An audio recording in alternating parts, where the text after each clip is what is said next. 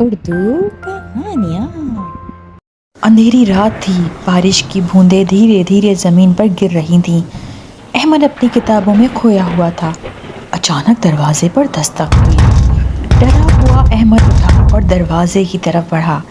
اس نے دروازہ کھولا تو سامنے کھڑا تھا ایک اجنبی۔ اس آدمی کے ہاتھ میں ایک پرانا خط تھا۔ یہ تمہارے والد کا ہے، انہوں نے مجھے تمہیں دینے کے لیے کہا تھا۔ احمد نے خط لیا اور اسے پڑھنا شروع کیا۔ خط میں اس کے والد نے اسے ایک راز آلود جگہ کے بارے میں بتایا تھا، ایسی جگہ جہاں اس کے خواب سچ ہو سکتے تھے۔ خط میں لکھا تھا، بیٹا جب تو یہ خط پڑھے گا تب میں شاید اس دنیا میں نہ رہوں گا، لیکن میری یادیں ہمیشہ تیرے ساتھ رہیں گی۔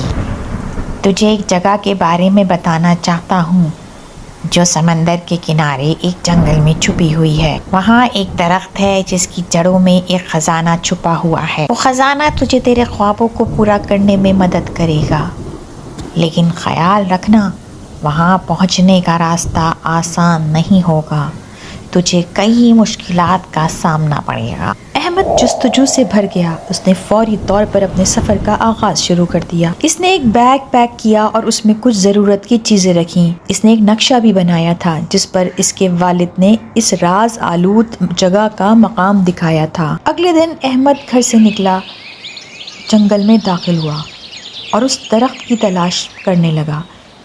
راستے میں اسے کئی جانور اور پرندوں کا سامنا کرنا پڑا۔ ایک دریا کو پار کیا اور ایک پہاڑ پر چڑھا۔ آخر کار اسے وہ درخت مل ہی گیا۔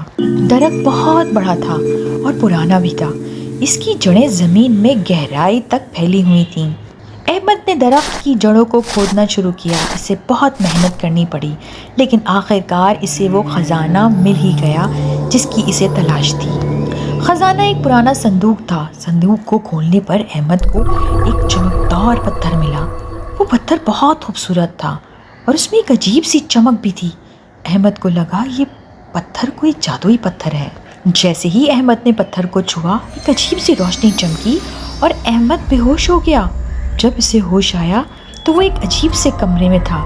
چاروں طرف دیواریں تھیں جن پر عجیب و غریب تصاویر بنی ہوئی تھیں۔ کمرے کے بیچ میں ایک میز پر ایک کتاب رکھی ہوئی تھی۔ کتاب کو اٹھا کر احمد نے پڑھنا شروع کیا۔ کتاب میں لکھا تھا، یہ پتھر کوئی عام پتھر نہیں ہے بلکہ ایک جادوئی پتھر ہے۔ اس پتھر سے وہ اپنی مانگی ہوئی چیز حاصل کر سکتا ہے، لیکن اس پتھر کے ساتھ ایک شرط بھی جڑی ہوئی تھی۔ اگر وہ اس پتھر کا غلط استعمال کرے گا تو اسے نقصان اٹھانا پڑے گا۔ کتاب میں مزید لکھا تھا، یہ پتھر ایک قدیم تہذیب سے تعلق رکھتا ہے۔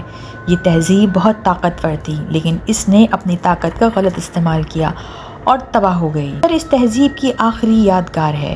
احمد کو اس بات کا ڈر لگ رہا تھا، لیکن پھر بھی وہ اپنی جستجو کو نہیں روک سکا۔ اس نے پتھر سے اپنی خواہش مانگ لی۔ احمد نے جو بھی مانگا تھا اسے مل گیا۔ اس کے پاس دولت، شہرت، سب کچھ ہو گیا۔ اس نے دنیا کی سب سے خوبصورت عمارت بنوائی، سب سے تیز گاڑی خریدی اور سب سے زیادہ عیش و آرام کی زندگی گزاری، لیکن اس کے دل میں سکون نہیں تھا۔ وہ ہمیشہ کچھ اور پانے کی چاہت میں رہتا تھا۔ وہ اکیلا اور اداس رہنے لگا۔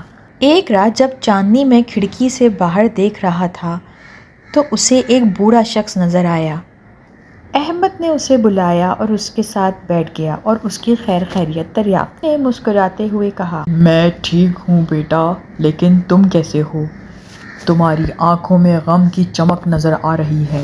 احمد نے اپنی کہانی بوڑھے شخص کو سنا دی۔ اس نے بتایا کہ اس نے کس طرح پتھر پایا، کس طرح اس نے اپنی خواہشات پوری کی تھیں، کس طرح وہ اب اکیلے اور اداس محسوس کر رہا ہے۔ بوڑھے شخص نے خاموشی سے اس کی بات سنی اور کہا، دولت اور شہرت تو صرف ایک خواب ہے بیٹا، سچا سکون تو اپنے اندر ہی تلاش کرنا پڑتا ہے۔ احمد نے سوچا، کیا بوڑھا شخص صحیح کہہ رہا ہے؟ کیا دولت اور شہرت ہی زندگی کا مقصد ہے؟ اس رات احمد نے بہت سوچا۔ اس نے اپنے والد کی یاد کو تازہ کیا، ان کی محنت کو یاد کیا، ان کی خدمت خلق کو یاد کیا۔ اسے احساس ہوا کہ سچا سکون تو دوسروں کی خدمت میں ہی ہے۔ احمد کو اب یہ بہت اچھی طرح سمجھ میں آ گیا تھا۔